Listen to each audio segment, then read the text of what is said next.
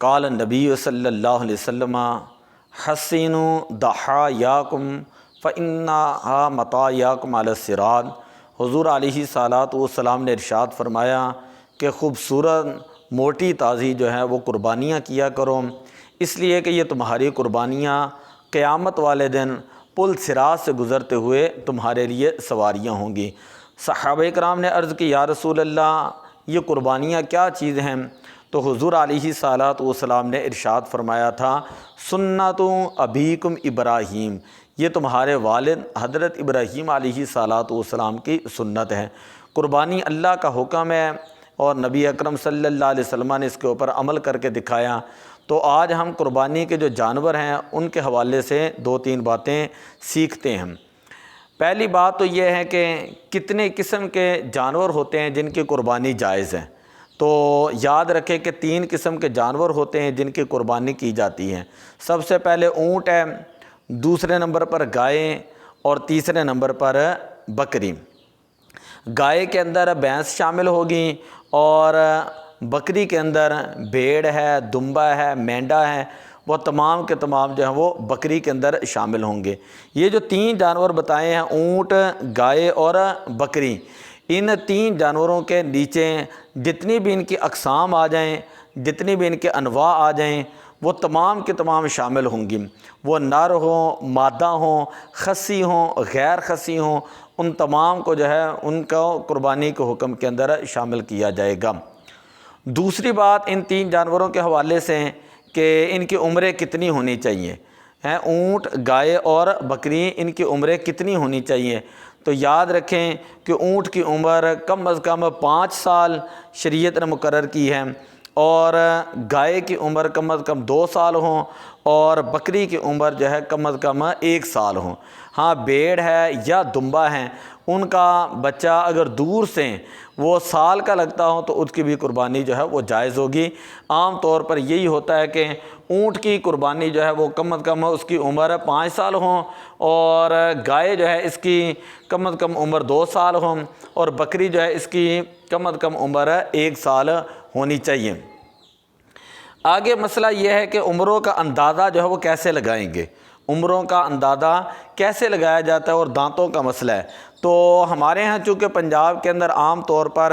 جو ہے وہ دانتوں سے جو بوڑھے لوگ ہوتے ہیں، زیرک لوگ ہوتے ہیں، وہ عمروں کا اندازہ لگا لیتے ہیں کہ جب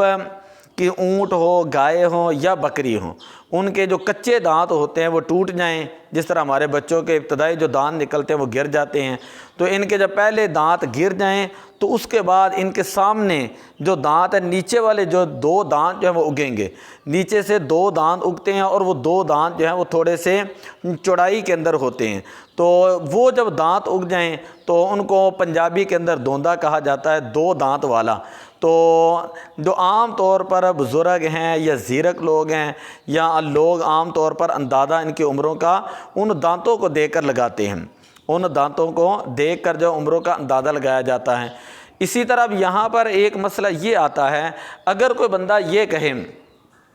کہ دانت اگرچہ ان کے پورے نہیں ہیں لیکن میں گواہی دیتا ہوں ان کی عمریں پوری ہیں، تو اگر تو وہ بندہ قابل اعتبار ہے، دیکھا بالا ہے، پھر تو اس کی بات پر اعتبار کیا جائے گا، وگرنہ احتیاط جو ہے وہ بہتر ہے۔ اسی طرح ایک سوال یہ آتا ہے کہ کوئی ایسا جانور ہو، اونٹ ہے، گائے ہے، بکری ہے، وہ دوندے نہیں ہیں، یعنی ان کے جو 2 دانت ہیں وہ آئے نہیں، تو اب کیا حکم ہے؟ تو اس کا جواب یہ ہے کہ یہ دانت آئیں یا نہ آئیں، شروع کے اندر یہ بتا دیا ہے کہ یہ تو ایک اندازہ ہے جو ہمارے زیرک لوگ جو ہیں وہ جانوروں کے عمروں کے حوالے سے لگاتے ہیں۔ اگر ان کا مالک جو ہے وہ دیکھا بالا ہے اور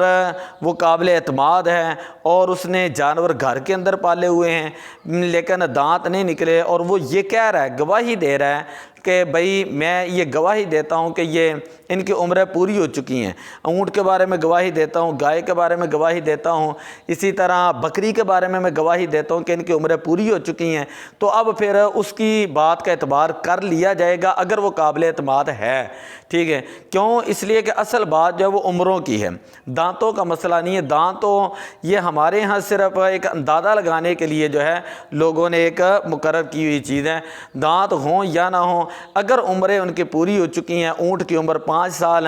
گائے کی عمر 2 سال، اسی طرح بکری کی عمر جو وہ 1 سال ہو گئی ہے، تو ان جانوروں کی قربانی جو ہے وہ جائز ہوگی اور ان جانوروں کی قربانی جو ہے وہ کی جائے گی۔ اسی طرح عام طور پر ایک مسئلہ یہاں پر چلتے چلتے وہ یہ ہے قربانی کے مسائل کے اندر کہ بکری کی قیمت اور گوشت اگر گائے کے 7ویں حصے کے برابر ہے تو پھر بکری جو ہے وہ افضل ہے، اور گائے کے 7ویں حصے میں بکری سے زیادہ گوشت ہے تو پھر گائے جو ہے وہ زیادہ افضل ہے۔ اب بکری ہے، گائے ہے، دونوں کی قیمت بھی ایک ہے، دونوں کے گوشت کی مقدار بھی ایک ہے، تو اب اس صورت میں جس کا گوشت جو ہے زیادہ اچھا ہوگا اس کا جو ہے وہ اعتبار کیا جائے گا۔ اسی طرح یہ ایک مسئلہ یہ ہے کہ مینڈا جو ہے وہ بھیڑ سے افضل ہے، دمبا جو ہے دمبی سے افضل ہے، جبکہ دونوں کی قیمت ایک ہوں۔ اسی طرح بکری جو ہے وہ بکرے سے افضل ہے اس کی قربانی کرنا، مگر خصی بکرا وہ بکری سے وہ افضل ہوگا۔ اونٹنی کی قربانی اونٹ سے افضل ہے، گائے جو ہے وہ بیل سے افضل ہے، جبکہ دونوں کی قیمت اور گوشت جو ہے وہ برابر ہوں۔ تو دعا ہے اللہ عمل کی توفیق عطا فرمائے۔